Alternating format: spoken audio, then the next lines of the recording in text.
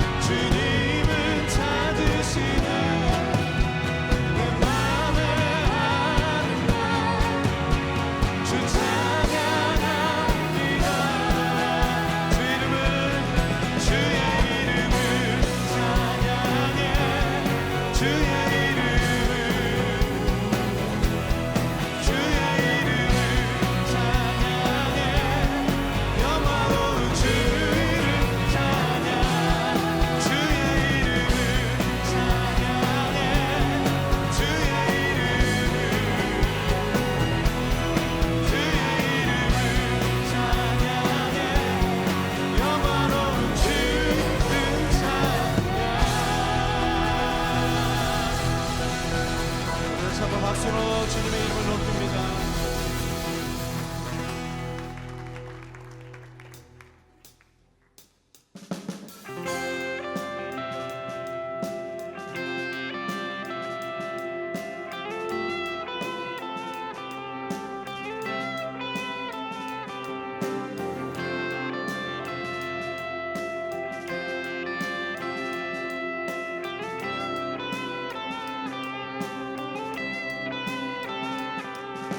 주를 영원히 소중해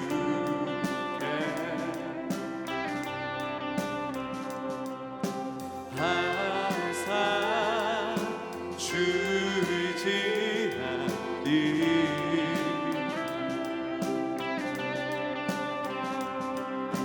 두려워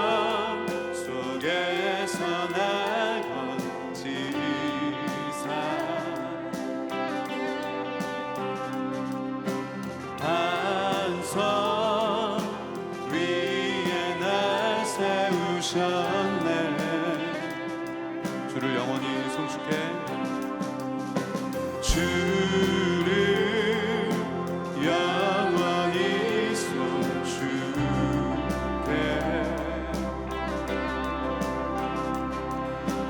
항상 주를 지나니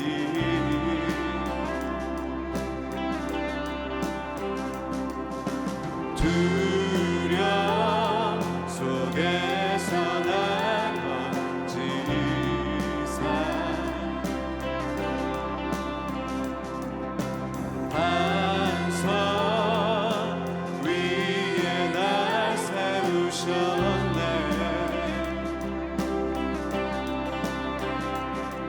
요동하지 않고 주를 고백하니 나의 방패 힘과 내 기억 구원자 피난처 강한 성류 언제나 나의 도움 되시네.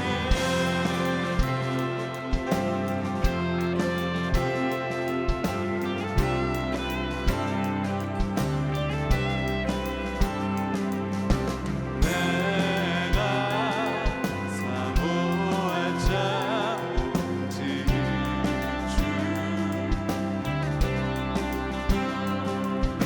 주와 같은 분 없으리. 내 기쁨 되시는 주를 고백하니 내 기쁨 되시는 주를 고백하니 나의 방패 힘과 내 기억 구원자 피난처 강한 성류 언제나 나의 방패 힘과 내 기억 구원자 피난처 강한 성류 언제나 나의 도움 되시네.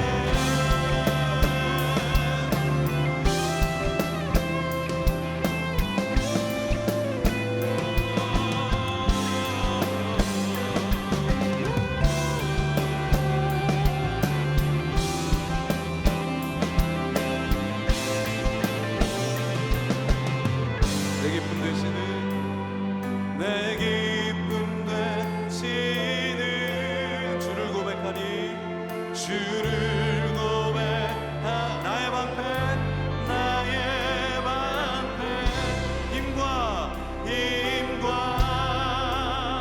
내 기억 구원 피난처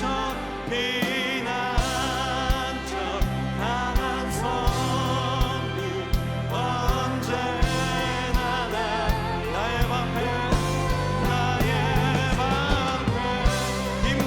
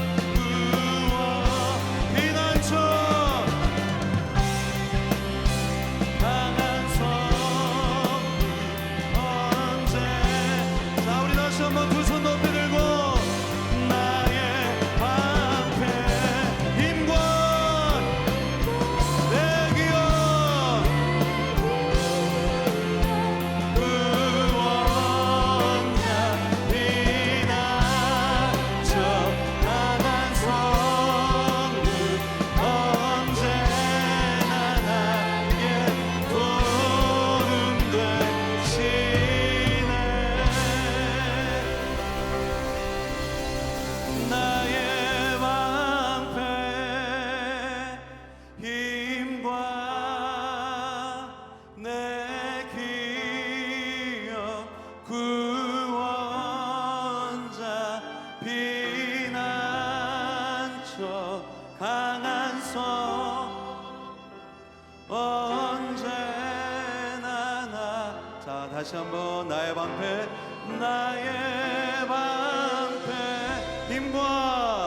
힘과 내 기업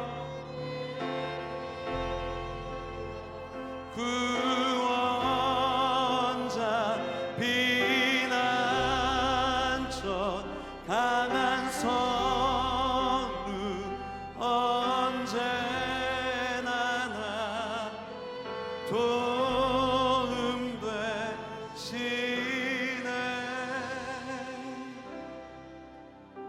아멘. 우리가 가진 믿음은 세상을 변화시키는 능력이 됩니다. 이 시간 그 세상을 향해 하나님에 대한 우리의 신앙 고백을 가장 큰 목소리로 선포하도록 하겠습니다.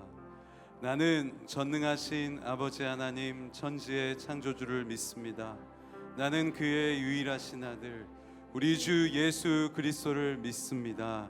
그는 성령으로 잉태되어 동정녀 마리아에게서 나시고 본디오 빌라도에게 고난을 받아 십자가에 못 박혀 죽으시고 장사된 지 사흘 만에 죽은 자 가운데서 다시 살아나셨으며 하늘에 오르시어 전능하신 아버지 하나님 우편에 앉아 계시다가 거기로부터 살아있는 자와 죽은 자를 심판하러 오십니다. 나는 성령을 믿으며 거룩한 공교회와 성도의 교제와 죄를 용서받는 것과 몸의 부활과 영생을 믿습니다. 아멘. 우리 살아계신 하나님께 큰 박수로 영광 돌리겠습니다. 하나님 이 시간 임재하여 주시고 우리의 이 예배를 받아주시고 성령으로 충만하게 역사하여 주시옵소서. 다시 한번 큰 박수로 주님께 영광 돌리겠습니다.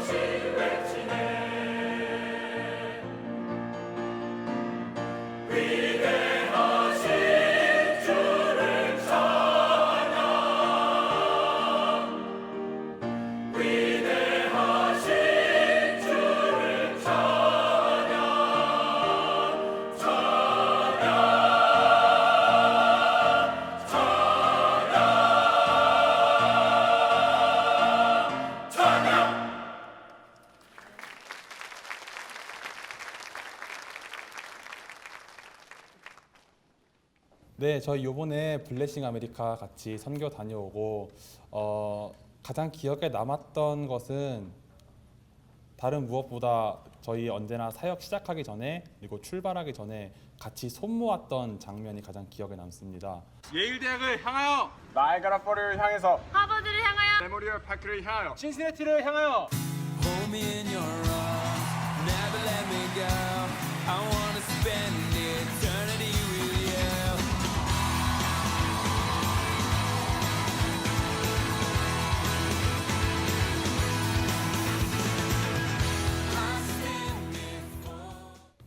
제가 가장 기억에 남는 부분은 전도를 하면서 전도지를 나눠주고 전도 용품을 나눠줄 때 그걸 잘 받아주고 저희랑 눈을 맞춰주면서 이렇게 얘기도 잘 들어주고 하면서 눈에 하트가 좀 이렇게 뿅뿅 이렇게 나올 때가 있었거든요. 좀 거절하는 사람들은 정말 차갑게 거절하지만 좀 얘기도 되고 저희 얘기 들어주고 그분들 얘기도 해주시면서 그럴 때 정말 가슴이 좀 벅차오르면서 따뜻해지고 좀 두근두근하면서 이래서 왔지 블레싱 아메리카 이렇게 이런 느낌 받고 싶어서 왔지 하면서 그때가 제일 좋았고 그때가 가장 행복했던 것 같아요. 거기 NYU 대학에서 한 중국 가족과 이렇게 이야기를 나누고 있는데 정말로 하나님이 그 자매를 향한 그 마음과 한 영혼을 향한 그 마음을 저에게 주셔서 정말 제가 그 자매와 얘기할 때 너무나도 사랑이 넘쳐나는 것 같아서 너무 기뻤는데 저희가 이제 가야 될 때쯤 그 자매가 제 손을 막 붙잡고 내가 이제 중국에서 대학원 다니다가 처음으로 미국 놀러 온 건데 이게 내 제일 기억에 남을 것 같다, 제일 행복한 순간이다라고 제 손을 붙잡고 말씀하시는데 막 무엇이라도 저에게 선물로 막 주시려고 막 동생이 옆에서 말리는데 막 사과를 주시고 막 이것저것 주시는 게 너무 마음에 와닿았고 행복했어요. 클리브랜드 사역 들어갈 때 비가 진짜 많이 왔었어요. 그래서 대학교에 들어가면 과연 이 비 가운데 누가 밖에 나와 있을까? 아마 우리 빼고 아무도 없지 않을까 그렇게 고민 많이 하면서 그때 이제 중보기도자라는 중보기도 제목을 보냈었거든요. 클리브랜드에 비가 너무 많이 온다. 비 좀 그쳤으면 좋겠는데 라고 보냈는데 클리브랜드 대학 들어가서 신기하게 옷에 물 하나 젖지 않을 정도로 비가 그 순간만큼은 딱 멈췄었거든요. 그래서 많은 사람들 만날 수 있었고 그 가운데서 복음을 증거할 수 있었었는데 제가 이번에 블레싱 통해서 만난 하나님은 기도하면 들어주시는 하나님, 그리고 중보기도자들의 기도를 들어 사용하시는 모습을 보면서 기도 참 위대한 건데 평소에 이렇게 많이 하지 않았지? 더 많이 간구하지 않았지? 라고 좀 생각하게 됐던 것 같아요.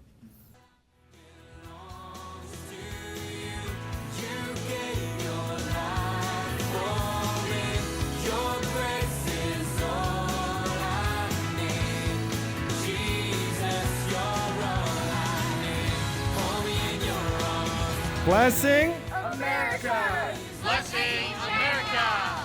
Blessing China. Blessing America. Blessing America. Blessing Colombia. Woo! Thank you. Blessing America! Tendency America. Blessing America. Woo! Blessing America! Blessing America. Blessing America! Blessing America! Blessing China. Woo! Blessing America. Blessing America! University of Denver. Woo! 박수로 하나님을 찬양하겠습니다.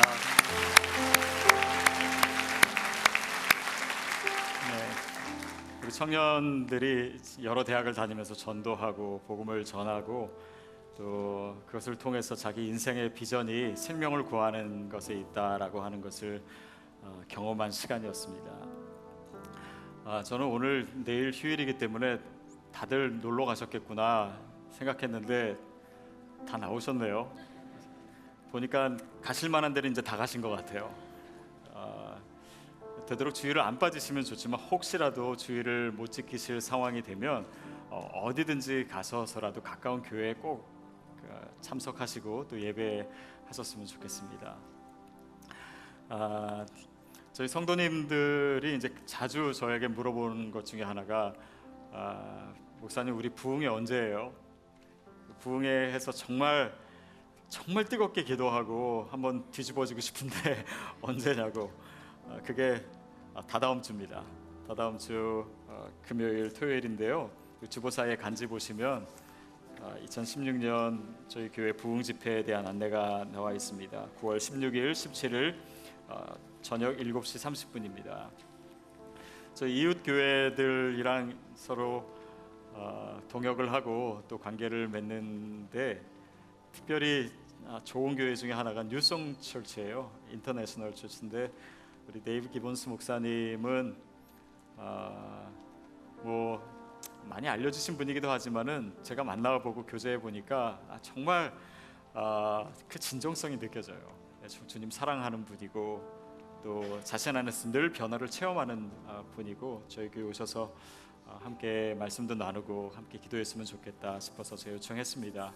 여러분 이 시간 기억하시고 보니까 저희 교회에서 한 500분 정도는 교회에서 무슨 일을 해도 주일 예배 외에는 안 온다라고 하는 아주 굳은 결심을 하신 분들이 있어요. 근데 그렇게 해서 신앙생활이 제대로 될까 저는 잘 모르겠습니다. 물론 상황적으로 어려운 분도 있겠지만 이렇게 교회에서 준비한 영적인 자리에 여러분 꼭 자리 같이 하셔서 함께 예배하고 또 변화되고 주님 뜨겁게 만나는 시간 됐으면 좋겠습니다. 한두 가지 광고를 더 드리면 저희 어머니 학교, 저희 오누리교회에서 나온 사역 중에 아버지 학교, 어머니 학교 굉장히 세상 가운데 영향을 미치고 있는 사역인데 아직도 아버지 학교 안 하신 분 있습니까? 아직도 어머니 학교 안 하신 분 있습니까? 제가 한국에 있을 때 이 어머니 학교 담당 목사를 5년 정도 했었어요. 근데 얼마나 귀한 사역인지 몰라요. 그래서 저희 성도님들 중에 내가 엄마라고 생각하는데 아직 어머니 학교 안 했다 그러면 금년 저희 교회에서 진행할 때 다른 교회에서 할 때보다도 이번에 신청하셨으면 좋겠습니다. 그래서 성경적인 어머니 상에 대해서도 또 내 삶을 향한 하나님의 내가 그 전에 알지 못했던 뜻도 깨닫고 또 다시 한번 자기 자신의 어머니 됨을 하나님 앞에서 어머니 됨을 회복하는 시간 됐으면 좋겠습니다. 제가 예전에 여러분 페어런 뉴 참석 덜 하신다고 한번 설교 시간에 말씀드렸는데 이번에 다시 페어런 뉴 합니다. 이번에는 초등학생 부모님들을 대상으로 진행합니다. 이번에 강사는 우리 신혜라 자매님이신데 연예인이신데 뭘 이런 걸 하시나 근데 이분이 교육 전문가예요. 또 지금 상담 박사과정에도 공부하고 있고 지난번에 한번 강의를 했는데 너무 반응이 좋아가지고 이번에도 강의를 하시고 또 우리 자매님 자신이 두 아이를 입양을 했고 또 정말 믿음으로 아름답게 양육하는 그런 삶으로 보여주시는 교육을 해서 저희 성도님들이 같이 나눴으면 좋겠다 싶습니다. 9월 11일 또 18일 25일 3주 동안 진행되는 우리 페어런 뉴에 여러분 해당되는 우리 자녀가 초등학생이다 하시는 분들은 모두 참여해 주시면 좋겠습니다. 이달의 추천 도서는 우리 하용조 목사님이 쓰신 사랑하는 가족에게라고 하는 책입니다. 하용조 목사님은 지금도 이렇게 책을 계속 쓰시네요.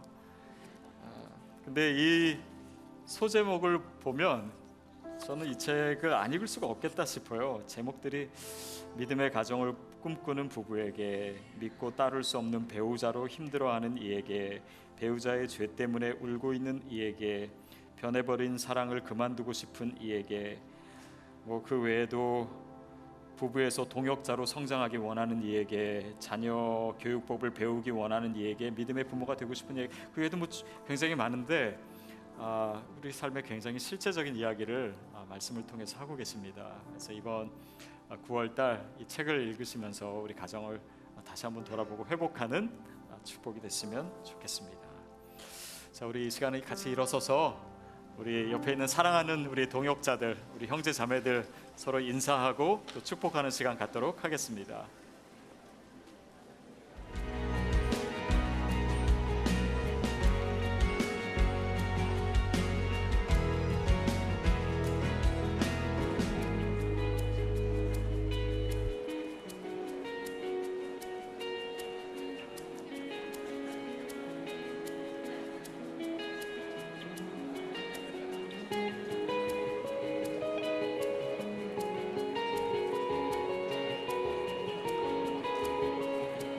옆에 뒤에 있는 분들 혹시 돌아다니시면서 인사하셔도 좋습니다.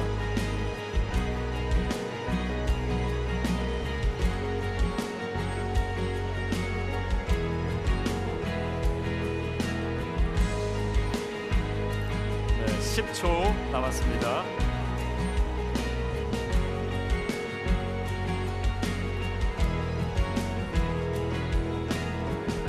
네.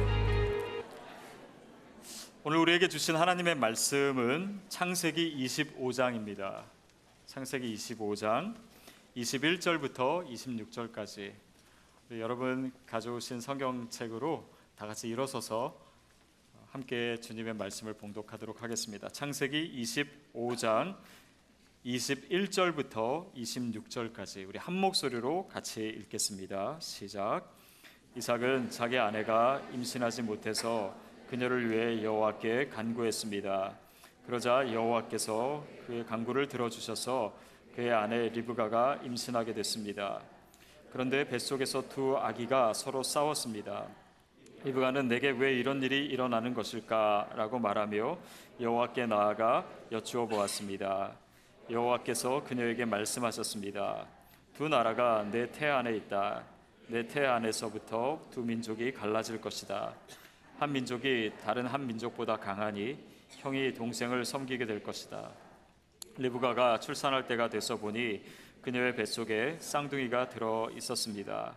먼저 나온 아들은 빨갛고 온몸이 털옷과 같아서 그 이름을 에서라고 했습니다. 그 다음에 그의 동생이 나왔는데 손으로 에서의 뒷발꿈치를 잡고 있었습니다. 그래서 그 이름을 야곱이라고 했습니다. 그들을 낳았을 때 이삭은 60세였습니다. 아멘.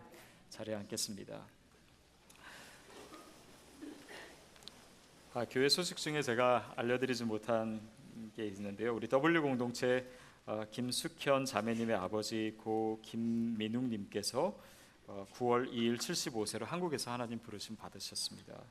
또 S 공동체 우리 최만성 집사님 어머니 홍시아 권사님께서 어제 소천하셔서 이번 목요일 9월 8일 로즈힐 메모리얼 파크에서 우리 천국 환송 예배를 오후 3시에 드립니다. 함께 위로해 주시고 또 격려해 주셨으면 감사하겠습니다. 오늘부터 우리가 야곱 이야기를 시작합니다. 그래서 야곱 이야기는 언제나 들어도 흥미진진하고 재밌어요. 근데 이 야곱의 이야기 중에 이 앞부분을 강자와 약자라고 하는 제목으로 시리즈 설교를 하려고 하고 또 그 가운데 하나님께서 우리에게 주시는 은혜와 또 힘과 능력이 있게 되기를 바랍니다. 21절 말씀 우리 같이 읽겠습니다. 21절 시작. 이삭은 자기 아내가 임신하지 못해서 그녀를 위해 여호와께 간구했습니다. 그러자 여호와께서 그의 간구를 들어주셔서 그의 아내 리브가가 임신하게 됐습니다.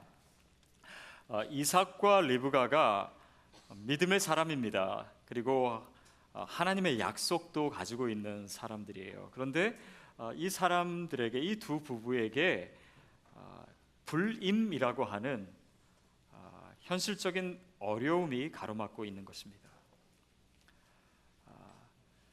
하나님의 사람에게도 이런 해결되지 않는 또 많이 기다려야 되는 그런 일들이 있습니다. 아니 분명히 하나님께서 많은 자손을 주시겠다고 하셨는데 그 약속을 가지고 있는데 그리고 하나님이 얼마나 신실한 분인지도 이 두 사람은 알고 있는데 현실을 보니까 약속과는 전혀 상관이 없는 듯한 오히려 약속과 더 멀어지는 듯한 그런 상황 가운데 있는 것입니다. 생물학적 관점으로 보면 사실은 쉽지 않은 상황입니다. 왜냐하면 지금 그 이삭이 40세에 결혼했잖아요. 근데 뒤에 나오는 구절을 보면 이삭이 그 야곱과 에서를 낳았을 때가 60세라고 나와 있습니다. 그러니까 20년 동안 아이가 없이 지낸 것이에요. 그래서 현실적으로 보면 절망하고 또 포기할 수밖에 없는 그런 상황일 수도 있습니다. 그러나 그들에게 주어진 하나님의 약속 또한 포기할 수 없는 거예요. 그렇죠? 그렇기 때문에 하나님의 약속과 이 현실 사이에서 이 갈등하는 것입니다. 긴장 관계가 계속되는 것입니다. 믿지 않는 사람이라면 사실 이런 갈등은 없을 겁니다. 그냥 결혼해가지고 아이를 낳으면 낳는 것이고 아니면 못 낳으면 그냥 못 낳는 것이고 뭐 약간의 어떤 기대는 계속해서 하겠지만 그 기대대로 이루어지지 않고 아이가 없으면 그냥 현실적인 결론을 내려버리면 됩니다. 그냥 뭐 약속과 믿음과 뭐 이런 갈등 이런 것까지 추가적으로 할 필요는 없는 것이죠. 근데 믿음의 사람에겐 다른 이야기입니다. 현실은 어려워요. 별로 가능성이 보이지 않습니다. 그러나 내가 믿는 하나님은 여전히 신실한 하나님이시고 그러면 내가 받은 말씀은 무엇인가? 그리고 이 사이에서 끊임없이 고민하고 때로는 하나님 원망하기도 하고 때로는 하나님께 화가 나기도 하고 이 믿음을 붙들고 일어섰다가 다시 넘어졌다가 계속 그것을 반복합니다. 여러분은 어떻습니까?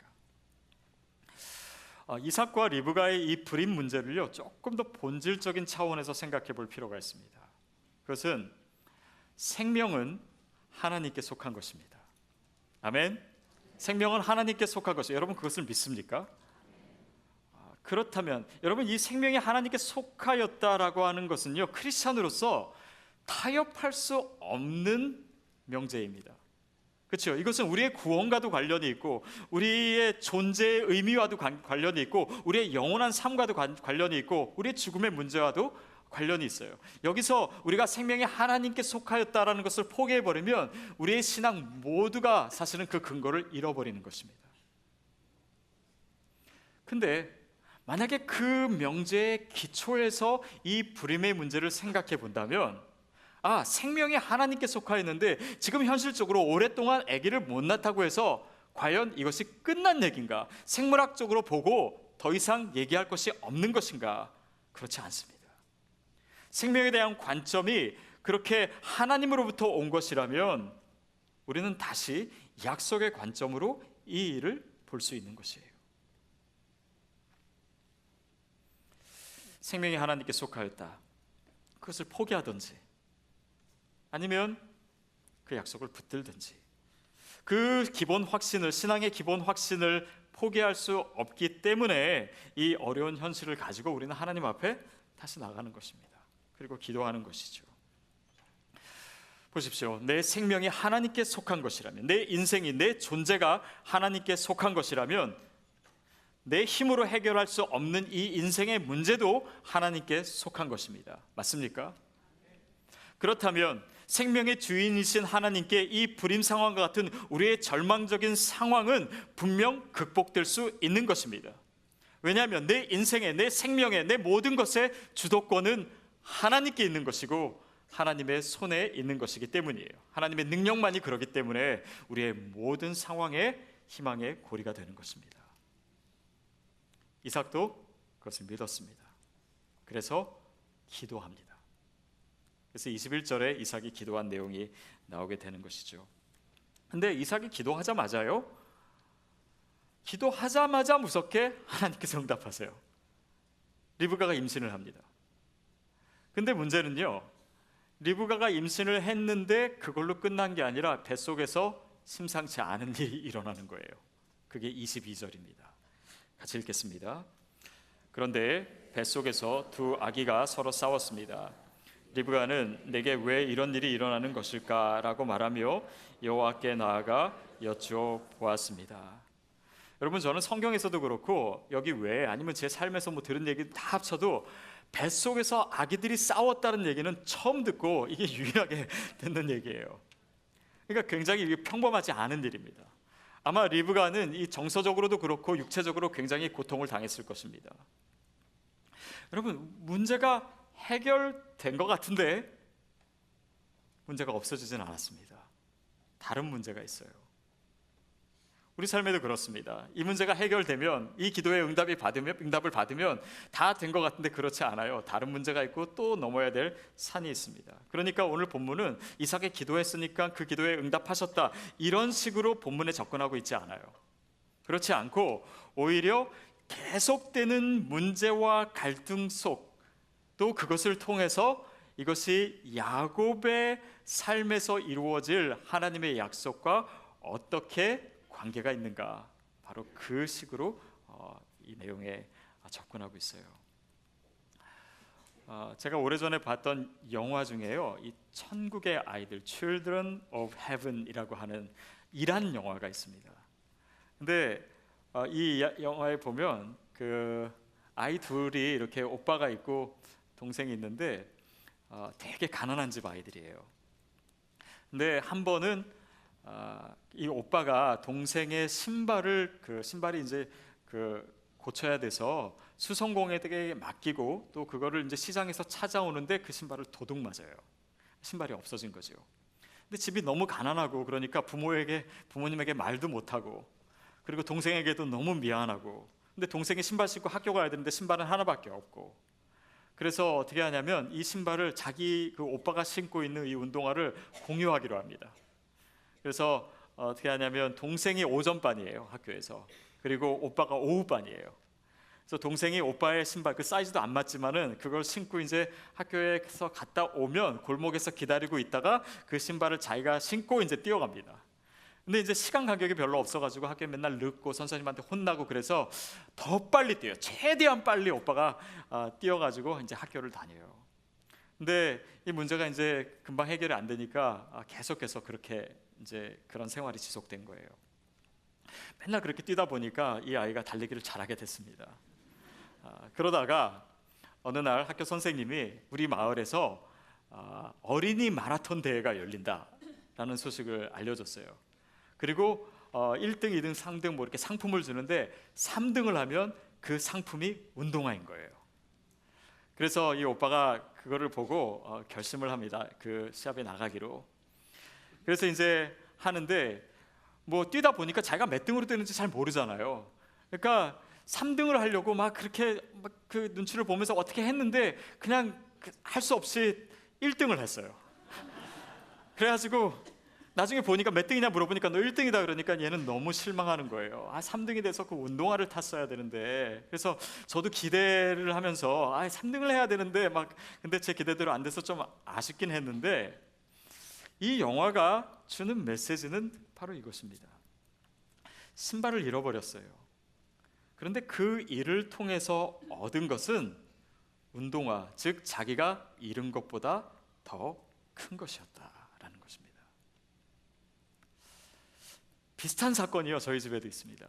저희 아내랑 제 아들이 한 번은 금년 초인 것 같아요. 이렇게 성적표를 두고 이제 얘기를 하다가 너 이렇게 성적이 안 오르냐.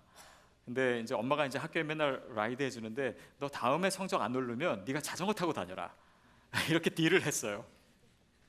그래서 이제 그랬더니 그 다음 성적이 나왔는데 성적이 안 오른 거예요. 그래서 자전거를 타고 지난 학기에 이제 계속 등하교를 했어요.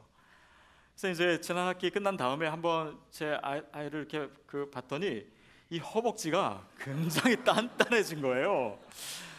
그러니까 아이가 허벅지가 단단해지니까는 이게 더 건강해지니까 막 자신감이 생겨가지고 공부를 더 열심히 했다라고까지 말씀드리고 싶은데 아직 거기까지는 안 왔어요. 근데 제가 기대하는 것은 어떤 일이든 뭐 자전거를 타든 힘든 일을 겪든 그것으로 인해서 얻을 수 있는 것은 단지 단단한 허벅지뿐만이 아닙니다. 그보다 훨씬 더 놀랍고 또 하나님의 역사를 체험할 수 있는 일들이 우리 인생에는 참 많이 있습니다. 야곱은 일평생 갈등을 겪습니다. 한 문제가 끝나면 또 다른 문제가 기다리고 있고 또 그 문제 가운데 때로는 깨어지고 어려움도 많이 당합니다. 그런데 그런 문제들은 이 야곱으로 하여금요 계속해서 그를 믿음의 궤도 위에 머물게 했어요. 하나님을 의지하게 했습니다. 그러면서 야곱이 돼가는 거예요. 야곱이 이스라엘이 돼가는 것입니다. 결국 야곱의 인생은 그의 자손들 이스라엘 백성들이 경험하고 또 하나님과의 관계에서 생기는 그런 모든 영적인 메시지를 담은 인생이 됩니다. 그게 야곱의 인생이에요. 하나님의 자녀인 우리 또한 늘 문제와 갈등 속에 있습니다. 우리가 하나님의 자녀고 우리에게 믿음이 있고 우리에게 약속이 있으면 되도록 많은 그런 문제와 갈등으로부터 벗어나 있어야 된다라고 생각하는 분이 있어요. 그러나 현실은 그렇지 않습니다. 갈등이 없다고, 문제가 없다고, 어려운 일이 없다라고 해서 내가 하나님 사람됨의 기준이 되느냐? 전혀 그렇지 않습니다. 성경은 오히려 이 문제와 갈등들을 통해서 우리 인생을 향한 하나님의 이야기가 전개된다라고 얘기하고 있어요. 그 가운데 때때로 갈등을 겪고 때로는 어렵고 또 야곱처럼 남을 속이기도 하고 욕심도 부리고 그리고 깨어지기도 합니다. 그러는 가운데 내 자신에게 절망하고 또 내 삶에 있는 많은 문제들, 내 인생의 문제들이 내 능력 안에 있는 것이 아니구나, 내 가능성 안에 있는 것이 아니구나, 내 힘으로 되는 것이 아니구나 라고 하는 것을 많이 깨닫고 그러는 가운데 믿음을 갖게 됩니다. 믿음을 갖게 돼요. 여러분, 믿음을 가진 우리도요, 리브가처럼 질문할 수 있습니다. 리브가가 뭐라고 질문하냐면, 내게 왜 이런 일이 일어나는 것일까? 왜 내 이런 일이 일어납니까? 여러분, 오늘도 우리는 동일한 질문을 가지고 믿는 사람에게는 그 질문이 뭐가 됩니까? 기도가 돼요. 그래서 리브가는 그 질문을 하면서 여호와 앞에 나갔다라고 본문은 얘기하고 있습니다. 기도했다라고 하는 것이죠. 생각해 보니까 오늘 본문의 시작 21절, 22절은요 이삭의 기도와 리브가의 기도로 이루어지고 있습니다. 오늘 이야기를 진행하는 데 있어서 마치 두 가지 축처럼 여겨져요. 1절에서는 이삭이 간구를 하고 2절에서는 리브가가 기도를 합니다. 그 하나님께 나오는 태도, 그것이 그 뒤로 이어질 이야기에 있어서 굉장히 중요하다라고 하는 것을 본문은 주목하고 있는 것이에요. 지난주에 저는 저희 교육자들과 함께 저희 교회 성도님 부부를 만나서 식사를 했습니다. 근데 왜 식사를 하게 됐냐면 이 부부가 참 좋으신 분인데 지난 몇 년 동안 부부관계에 굉장히 풀지 못하는 어려운 일들이 있었어요. 그래서 늘 기도하시긴 하시지만은 해결되지 못하고 그것이 꽤 오랜 동안 지속됐습니다. 근데 어느 순간 그것이 다 해결되고 지금은 너무 좋은 부부관계를 회복하게 됐다고 그 기도의 응답에 감사해서 교육자들 섬기고 싶다고 해서 이제 마련된 자리인데 제가 여쭤봤어요. 어떻게 해결이 된 거냐고. 그랬더니 그 부인 되시는 분이 그러더라고요. 이 문제를 가지고 이렇게 아직 해결되지 않은 남편과의 그런 갈등이 여전히 있지만 두 분이 계속 새벽 예배 나오셨어요. 근데 그렇게 지속적으로 하나님 앞에 엎드리는 남편의 모습을 계속 몇 년을 보니까 어느 순간 자기도 모르게 그 문제가 해결되어 있는 것을 발견했다고. 자기의 마음을 또 생각했던 그 모든 오해나 이런 것들이 다 풀리게 됐다라고 얘기하시더라고요. 보통은 우리가 기도를 했기 때문에 그 요청대로 하나님이 응답하신다고 하는데 이 경우는 어떤 경우냐면 기도하는 모습 때문에, 기도하는 그 자체 때문에, 하나님 앞에 나오는 그 모습 그 자체가 문제를 해결한 거예요. 저는 이것이 굉장히 의미가 있다라고 생각합니다. 왜냐하면 우리 기도가 할 때 기도하면 하나님 응답하신다. 아니에요. 기도는 응답을 만들어내는 만능 도구가 아닙니다. 그런데 오히려 우리가 기도하고 있는 사실 그 자체가 더 중요할 때가 있어요. 그것은 때로 나의 기도의 응답보다도 더 중요합니다. 내가 하나님 앞에 서 있다는 사실, 이 현실이 약속과 굉장히 다른데 이 모든 문제들을 가지고 그래도 하나님 앞에, 하나님의 약속 앞에 나아가고 있다라고 하는 그 모습 자체가 기도의 응답보다도 더 귀하고 놀라운 선물이에요. 왜냐하면 그 모습 자체에는 내가 하나님의 약속을 소유하고 있다라고 하는 정체성이 그대로 담겨 있기 때문입니다. 더욱이 이 기도는요, 하나님의 신비의 세계, 하나님의 능력의 세계에 들어가는 문이에요. 그러니까 이 기도의 모습을 통해서 하나님께 나아가는 것을 통해서 내가 기대하지 못했던 하나님의 역사에 내가 참여하게 되는 것입니다. 그것이 우리의 영적인 근육이 더 단단해지는 것이에요. 그러는 가운데 그 근육으로 하나님께서는 더 힘과 더 능력과 더 놀라운 역사를 예비하고 계신 것입니다. 그리고 거기서부터 진짜 얘기가 시작돼요. 23절 말씀입니다. 23절 시작. 여호와께서 그녀에게 말씀하셨습니다. 두 나라가 내 태 안에 있다. 두 민족이 갈라질 것이다. 한 민족이 다른 한 민족보다 강하니 형이 동생을 섬기게 될 것이다. 하나님은요, 이렇게 그 두 아기가 싸우는데 이 싸움을 해결해 주신다, 뭐 이런 얘기를 하고 계시지 않으세요. 그냥 그 갈등을 그 자체로 인정하고 계십니다. 그리고 내 태 안에서 두 민족이 갈라질 것이고 서로 싸우게 될 것이고 형이 동생을 섬기게 될 것이다, 이렇게 얘기하세요. 여러분, 하나님은요 때때로 우리를 갈등 관계 안에 두십니다. 갈등과 문제의 한복판에 두세요. 그리고 그 자체를 인정하세요. 저는 이 말을 다른 표현으로 하면 하나님은 우리를 세상 가운데 두십니다. 왜냐하면 세상 가운데 있다라고 하는 것은 항상 문제와 갈등 가운데 있는 것이기 때문이에요.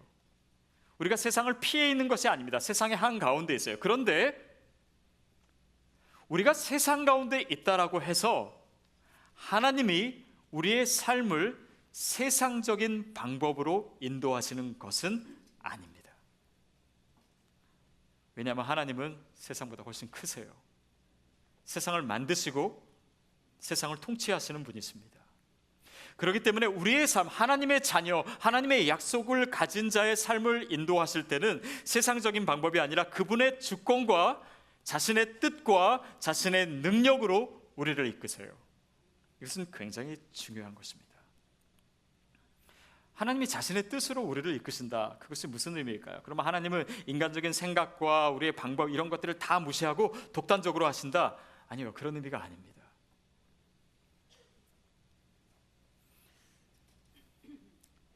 인류가 가진 이 문화, 특별히 이 고대 문화에 보면요, 항상 장남이 우선권을 가집니다. 그렇죠? 저도 제 남동생이 있고 제가 있고 누나가 있는데 제가 장남이기 때문에 누린 혜택이 많습니다. 부모님이 늘 저부터 맛있는 거 있으면 먼저 주시고, 또 동생이랑 싸우면 동생이 늘 먼저 용서를 빌게 하고, 또 저한테 형님이라 부르게 하고 존댓말 쓰게 하고 뭐 이런 식으로 했어요. 그렇듯이 이제 우리나라에도 물론 그런 문화가 있었고 뭐 아직도 좀 있지요. 근데 이게 이제 고대 문화일수록 더 분명합니다. 그러니까 그것은 일종의 사회적인 질서가 됐고 또 규범이 됐어요. 그것은 세상적으로 봤을 때 그냥 크게 질문되지 않는 그런 것이 되었습니다. 근데 하나님께서는요, 이런 세상적인 인간적인 그런 이 질서에 대해서 그것을 당연히 여기시지 않습니다. 그리고 그것에 대해서 질문하시고 또 그것을 넘어서는 일들을 많이 하세요. 오늘 뭐 대표적으로 야곱과 에서의 관계도 그렇고, 사실 창세기에 보면요 이런 이야기들이 굉장히 많습니다. 하나님께서는 형인 가인의 제사를 받으시지 않고 동생인 아벨의 제사를 받으셨어요. 가인이 아벨을 죽였을 때 셋째를 낳게 하셨습니다. 그래서 셋이죠. 셋, 이름이 셋인데 셋을 통해서 그 계보를 이어가게 하셨어요. 또 뒤에 창세기 뒷부분에 가도 요셉이 12아들 중에 11번째 아들입니다. 그런데 형들이 동생을 섬기게 하셨어요.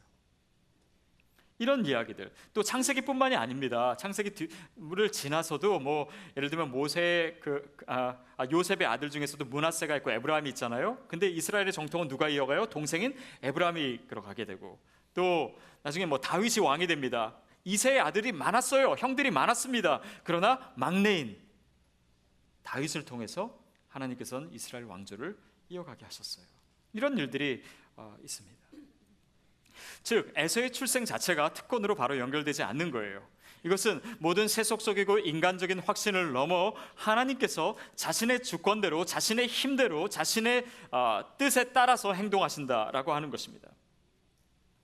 이것은 단지 인간의 도덕을 무시하겠다는 것이 아니고, 세상에 마땅히 그 특권을 누려야 될 것 같은 자가 아닌 사람도 약한 자도, 늦게 태어난 자도, 자격이 없어 보이는 사람도, 심지어는 죄인도 하나님의 은혜와 축복을 누릴 수 있게 하셨다는 것입니다. 그 근거가 무엇입니까? 하나님의 주권이고 하나님의 은혜예요.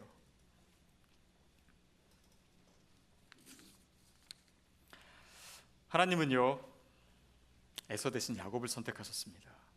그것은 하나님이 편애하시는 분이시다라고 하는 의미가 아닙니다.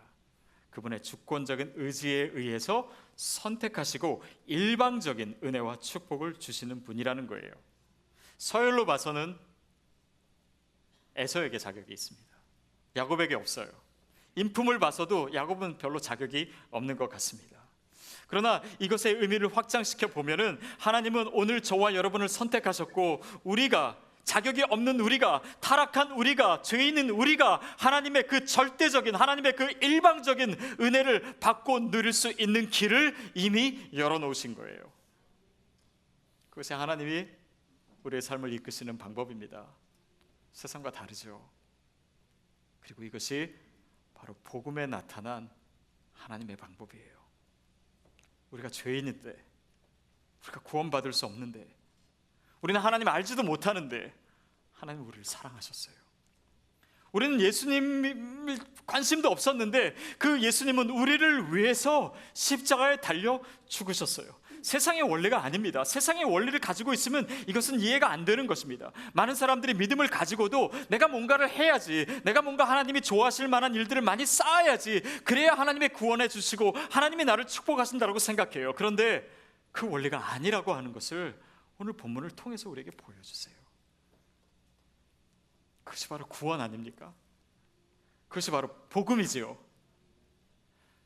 자격 없는 우리가 하나님께 나아갈 수 있는 그 길이 예수 그리스도를 통해서 열려졌고, 하나님은 그 길을 이미 보여주고 계신 거예요. 여러분, 이것은, 이 원리는 단지 우리를 구원하시는 원리만이 아닙니다. 오늘 내 삶에서도 이것이 정말 현실이 너무 어렵고, 상황은 하나님의 약속과 너무 멀고, 포기하고 싶고, 내 힘으로는 할 수 없고, 이런 가운데 우리가 그래도 하나님 앞에 기도할 수 있고, 우리가 그래도 포기하지 않고 하나님의 약속을 신뢰할 수 있는 근거가 바로 여기에 있어요. 어떤 사람은 쉽게 포기할 것입니다. 내 능력을 보니까 안 되는 거예요. 내 경험을 보니까 안 되는 거예요. 내 힘과 내 가능성을 보니까 이것은 그냥 포기할 수밖에 없는 거예요. 그러나 믿는 사람은, 구원받은 사람은 거기서 포기할 수 없습니다. 왜? 우리에게 있어서 가장 중요한 문제는 우리의 영혼의 문제가, 우리의 죽음의 문제가, 우리의 영원한 삶의 문제가 내 힘으로 된 것이 아니라는 것을 이미 알고 있기 때문입니다. 이미 경험했기 때문이에요. 그렇기 때문에 우리가 그 하나님을 믿는다면 오늘도 포기할 수 없는 것입니다. 나를 구원하신 그 예수 그리스도의 그 일방적인 사랑과 선택을 우리가 받아들였다면, 그것을 포기하지 않는다면, 오늘 우리의 삶의 어떤 상황에도 내 힘으로 되지 않는다고, 내 능력으로 되지 않는다고, 내 경험으로 되지 않는다고 포기할 수 없는 거예요. 왜냐하면 그 하나님이 같은 하나님이시기 때문입니다. 하나님은 세상적인 방법으로 저와 여러분을 이끌고 계신 게 아니에요. 우리를 구원하신 방법입니다. 그것이 크리스찬의 역사관이에요. 창조, 타락, 구속 아닙니까? 하나님이 우리를 창조하셨어요. 선한 의도를 가지고, 계획을 가지고 창조하시고 인간에게 약속을 주셨습니다. 그런데 그것을 인간이 다 망쳐놓는 것 같은 거예요. 인간이 죄를 짓고 타락하고, 이 세상에는 도무지 소망이 없고, 인간을 봐서는 이 세상이 회복될 기미가 전혀 보이지 않는 상황에서 인간이 전혀 예측하지 않은 방법으로 아들 예수 그리스도를 보내주신 거예요.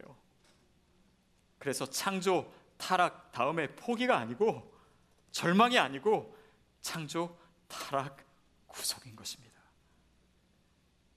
이것이 우리를 구원하신 하나님의 방법이고, 이 세상을 이끌어 가시는 하나님의 방법이에요.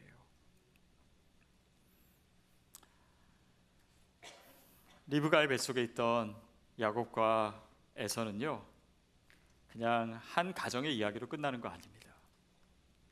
이삭은 나중에 야곱은 나중에 이름이 이스라엘이 되죠. 이스라엘을 상징하기 때문이에요. 근데 야곱으로부터 이어진 이스라엘 백성과 에서의 자손으로 이루어진 에돔 지파는, 그 에돔 자손은 계속해서 서로 대립하게 됩니다. 출애굽 당시에 이스라엘 백성이 이제 가나안 땅으로 가는데 에돔 땅을 지나야 돼요. 그래서 에돔 왕에게 허락을 구했습니다. 근데 에돔 왕이 허락하지 않았어요. 그때부터 이스라엘과 이 에돔은요, 적대감이 생기고 계속해서 다툼과 싸움이 끊이질 않습니다. 그러다가 나중에 보면은 이 에돔이요, 바벨론과 결탁을 해요. 그래서 바벨론을 도와서 이스라엘을 공격하고 이스라엘의 성벽을 무너뜨리는 일을 바로 이 에돔 사람이 합니다. 이것은 무엇을 의미하냐면, 후대의 이스라엘 사람들이 오늘 이 에서와 야곱이 태어나는 이 구절들을 읽었을 때를 생각해 보십시오. 지금 현실적으로 보면 에돔 사람들이 계속 괴롭히는 거예요. 에돔 사람은 너무 강한 거예요. 에돔 사람들은 바벨론을 뒤로 하고 있는 거예요. 그런데 이 구절을 읽으면서 이스라엘 사람들은 현실적으로는 하나님의 약속과 멀지만 하나님은 야곱을 선택하셨다. 하나님은 야곱의 편이시다. 결국 그 승리와 그 특권은 누구에게 주어지느냐? 에돔이 아닌 이스라엘에게 주어진 것이다라는 것을 다시금 이 구절들을 보면서 그 믿음을 회복하고 그 회복된 믿음으로 주님 앞에 나아가게 되는 것이었습니다. 그 확신을 더 견고하게 하는 그 구절들이 오늘 저와 여러분의 현실 가운데도, 우리의 믿음 가운데도 임하게 되기를 축복합니다. 이 이야기는요, 신약에까지 이어져요. 예수님이 태어나시죠. 메시아가 태어나자 메시아를 죽이려고 하는 사람이 있었습니다. 누구죠? 헤롯 왕이었어요. 그 헤롯 왕이 에돔 사람입니다. 근데 우리가 이 신학적인 의미에서 보면 나중에 이스라엘이 되는 야곱, 이 이스라엘은 오늘날의 교회를 상징합니다. 그리고 메시아를 죽이려고 하는 이 에돔은요, 이 세상의 악한 세력을 상징하는 거예요. 교회를 핍박하는 것 같아요. 교회를 삼키려고 하는 힘이 너무나 큰 것 같아요. 그러나 하나님의 약속은 이 교회를 통해서 세상을 구원하시는 거예요. 예수 그리스도의 능력이 바로 이 교회 안에 살아있다라고 하는 것을 이 약속을 통해서 증거하고 계십니다. 요한계시록을 봐도 그래요. 요한계시록 보면 교회가 핍박을 받아요.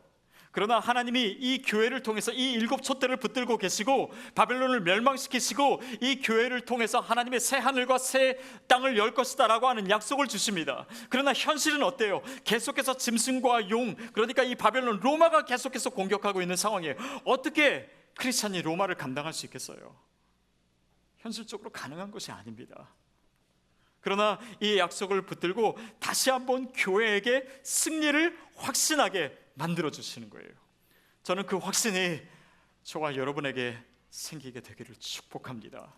믿는 자라면, 구원을 포기하지 않는 자라면, 예수 그리스도의 복음을 여전히 믿고 그 위에 있는 자라면 결코 우리가 어떤 상황에서도 포기할 수 없는 근거가 바로 여기 있는 것입니다. 그럼 이 이야기를 통해서 이스라엘 백성은 힘들고 어려운 상황에서도 그 소망의 불을 다시 지필 수 있었습니다. 포로기 때도, 예루살렘이 공격받을 때도, 적들이 예루살렘을 불태울 때도 여전히 그들은 하나님의 약속을 붙들고 주님 앞에 나올 수 있습니다. 과연 하나님께서 예루살렘을 회복하실 수 있을까? 질문했습니다. 리브가처럼. 그러나 하나님께서는 역사하셨어요. 그 과정을 통해서 내 기도의 응답과 다른 상황에서조차 하나님은 여전히 그 약속을 성취하고 계셨습니다. 과연 내 삶의 현실에서 이런 일이 일어날까? 과연 이 세대에 하나님의 나라가 회복될 것인가?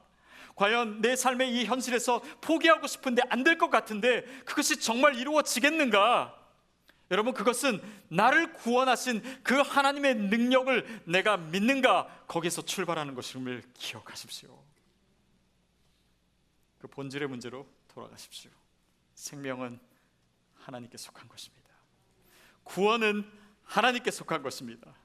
그렇다면 내 삶의 모든 문제도 하나님께 속한 것입니다. 그러니 포기하지 마십시오. 절망하지 마십시오. 그리고 주님의 약속을 믿고 붙들고 다시 한번 그 앞으로 리브가와 같이, 이삭과 같이, 또 일평생 그 야곱의 삶에서 있었던 모습과 같이 주님 앞에 나아가시는 여러분 되기를 축복합니다. 기도하겠습니다. 여러분, 이 시간 우리 다 같이 일어서서 주님 앞에 나아가기를 원합니다. 여러분, 저는 오늘 여러분이 기도할 때 이 앞에 나와서 기도하실 수 있는 분들이 있었으면 좋겠습니다. 마치 리브가와 같이, 하나님 어떻게 나에게 이런 일이 있습니까? 그 질문 가운데 포기하고 싶었던 분들이 있었다면 그 질문을 하면서 여호와 앞에 나왔던 리브가와 같이 주님 앞으로 나오십시오. 그리고 기도하십시오. 하나님, 오늘 나에게 그 믿음을 회복시켜 주시옵소서. 하나님, 내가 놓칠 뻔했던, 그리고 놓고 싶었던 그 하나님의 약속이 오늘 내 삶에 다시 회복되게 하여 주시옵소서. 하나님, 내 삶에 나를 구원하시고 내 생명을 붙들고 계신 그 하나님 앞에 내가 더 전심으로 나아가기를 원합니다. 오늘 하나님께서 그 기도를 들어주실 줄 믿습니다. 우리의 영적인 근육을 더 강하게 하실 줄 믿습니다. 이 시간 우리 주여 한번 크게 외치고 함께 통성으로 기도하겠습니다. 주여, 살아계신 하나님 아버지, 오늘 주님 앞에 나아갑니다. 오늘 주님 앞에 전심으로 나아가며 간구하는 생명의 주인이신 하나님 아버지, 주님, 우리의 기도를 들으시고 응답하여 주시옵소서.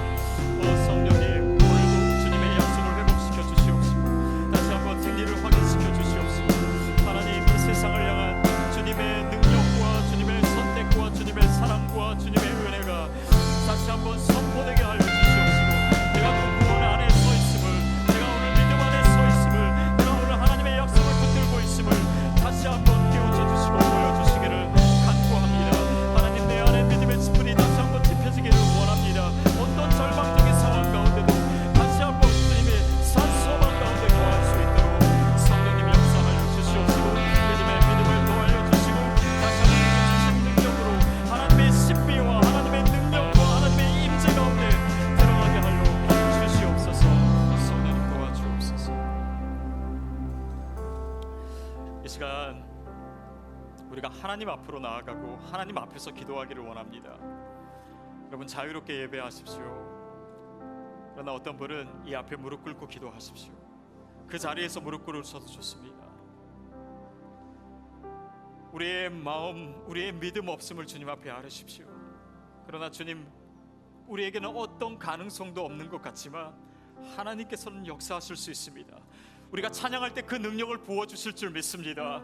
우리가 기도할 때 그 능력을 부어주실 줄 믿습니다. 특별히 오늘 주님의 몸과 주님의 피에 참여하는 이 성찬을 통해 하나님의 능력이 우리 가운데 임할 줄로 믿습니다. 시간 주님 앞으로 예배하면서 나아가도록 하겠습니다.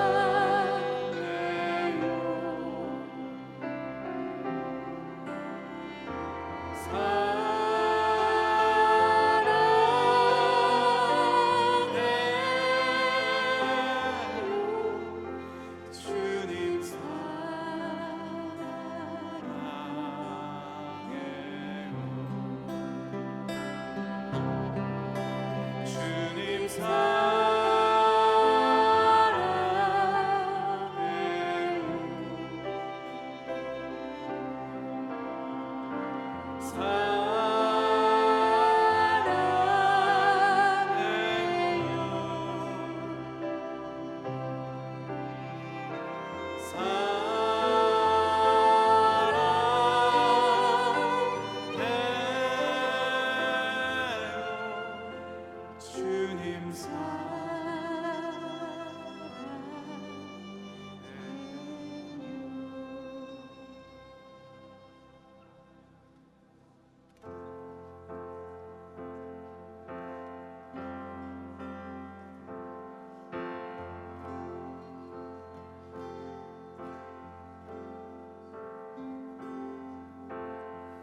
나 같은 죄인 살리시 주내 놀라와 잃었던 생명 찾았고 광명을 얻었네 큰 죄악에서 건지시 주내 고마워 나 처음 믿은 그 시간 귀하고 귀하다 주 찬양 주 찬양 내 마음 다해 주 찬양 주 찬양 내 생명 다해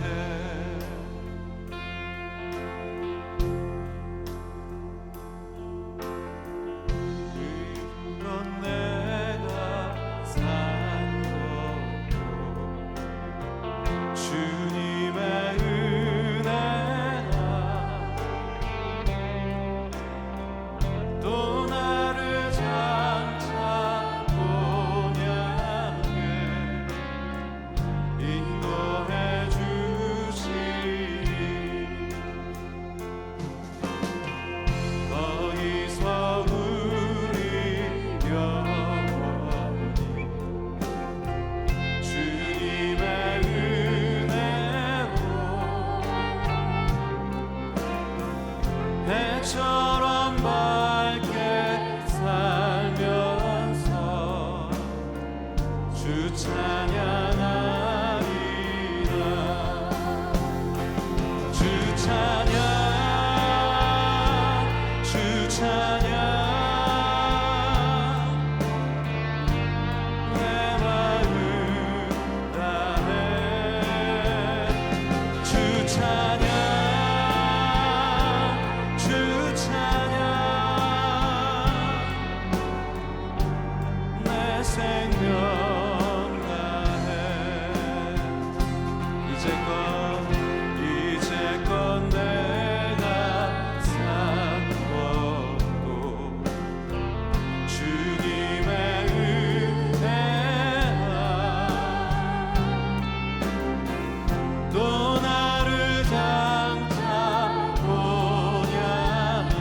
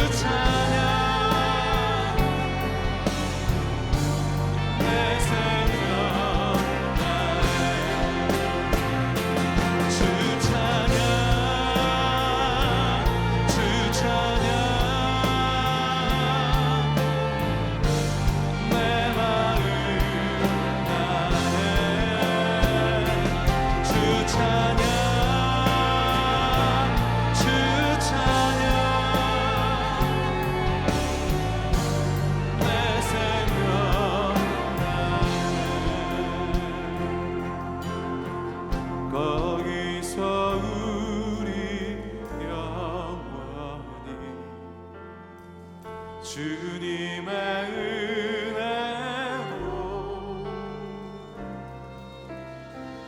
해처럼 밝게 살면서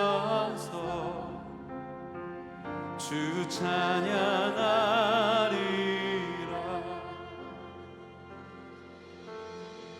거기서 우리 영원히 주님의 은혜로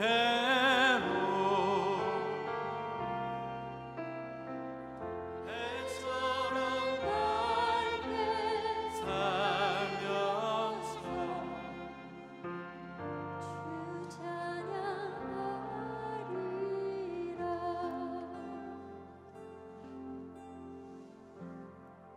주께서 높은 보좌에 앉으셨는데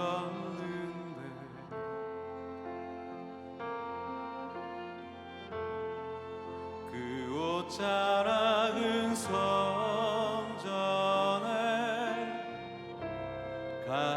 가득하도다.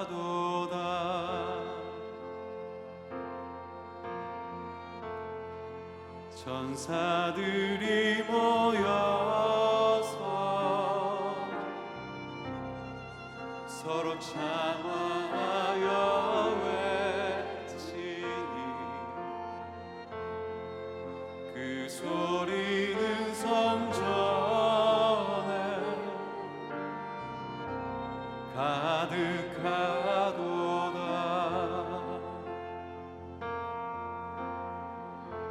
거룩거룩하다 만군의 거룩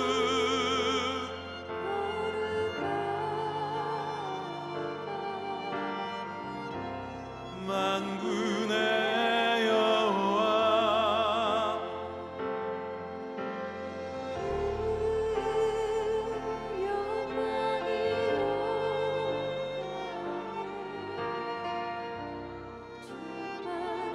지도 거룩하다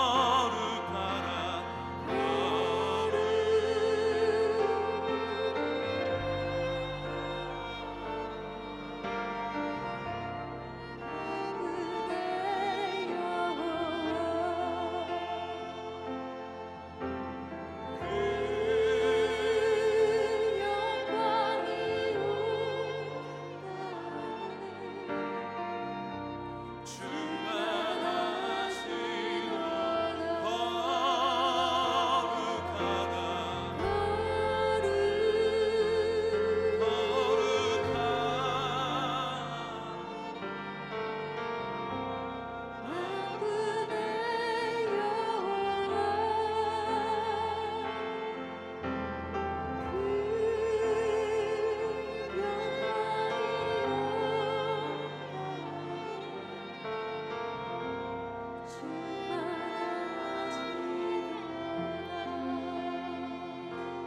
함께 일어나서 찬양하겠습니다. 주께서 높은 보좌에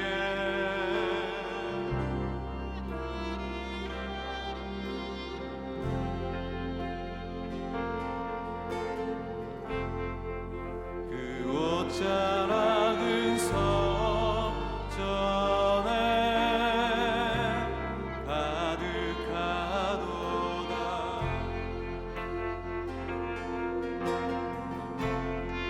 천사들이 모여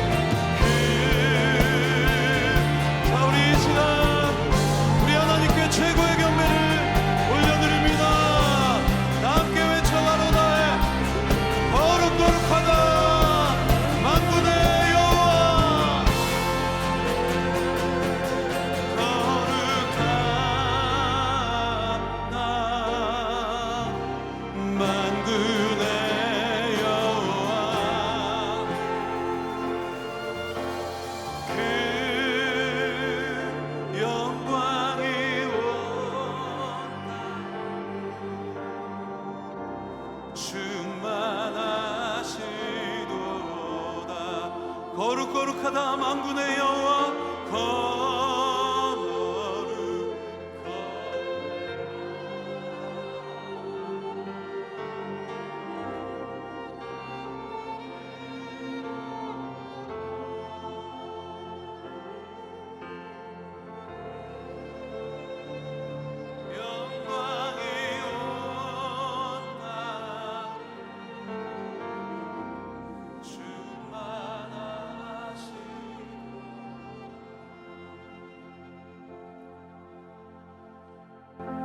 세상의 어리석은 자를 택하사 지혜로운 자를 부끄럽게 하시고